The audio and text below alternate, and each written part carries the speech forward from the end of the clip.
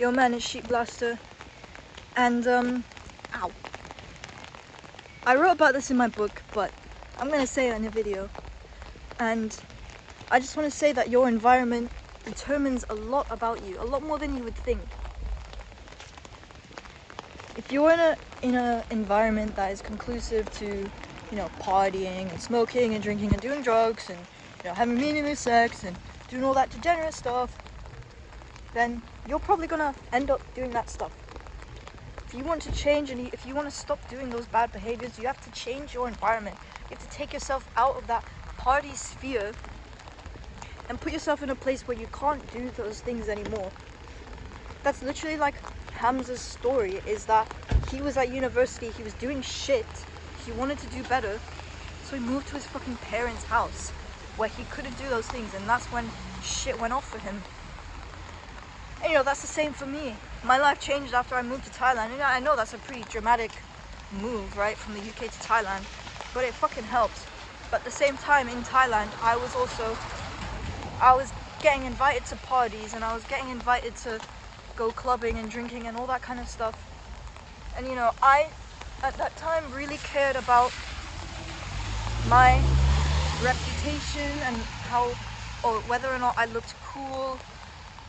And those were things that, like, they still had some importance to me. I tried not to let it get to me, but they did.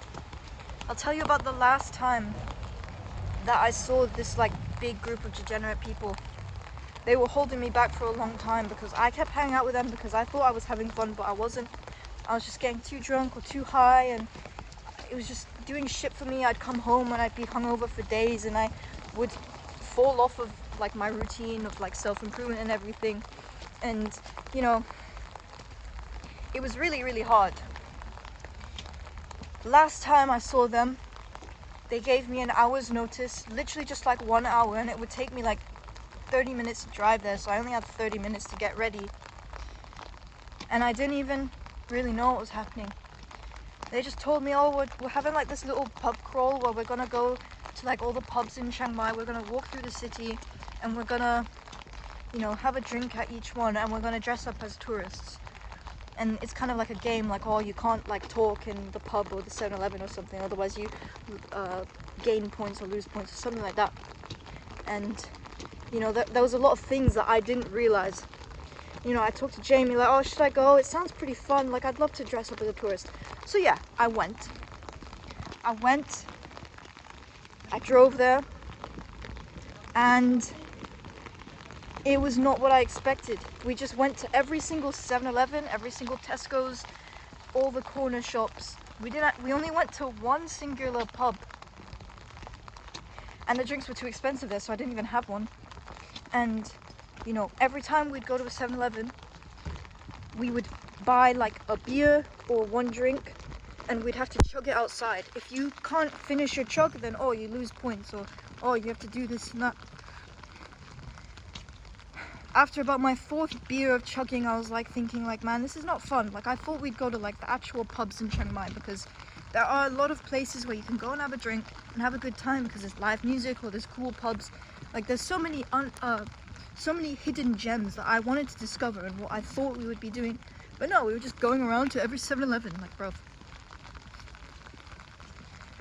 So after the 4th beer, I'm a little bit tipsy. By the way, I am a king at chugging.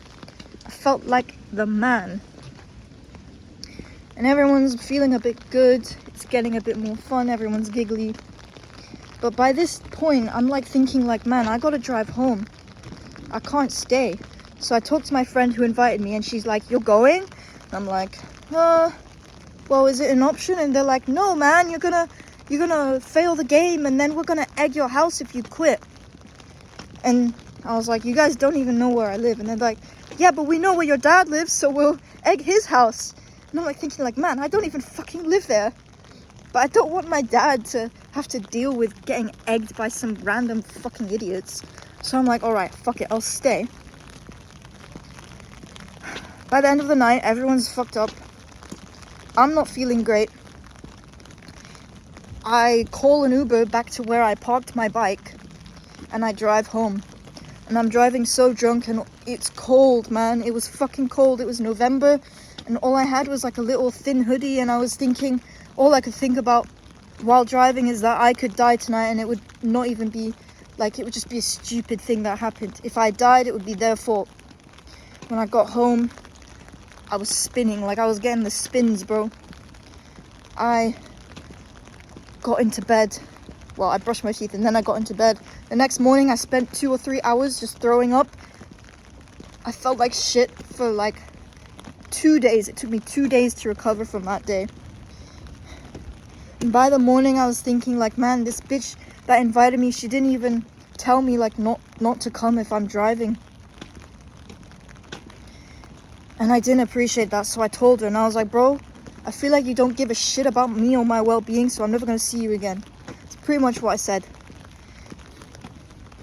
I removed myself from that environment long ago now. I haven't had any friends. I've got a few now who are like better for me. They don't want to see me fucking die. Like, they actually care about whether or not I get home safely or not. I think that's important. I don't know if there's some kind of learning lesson there. Just get yourself out of the environment, because if you're in the environment of drinking and partying, you're going to feel that peer pressure of feeling like you need to do the things that you don't actually want to do. I didn't even want to drink that much. I just wanted a few beers maybe. I didn't want to get fucking wasted. And I got fucking wasted. It was against my wishes, right? At that point, man, you just got to take yourself out of that environment. Just stop going to those parties that you don't actually enjoy going to.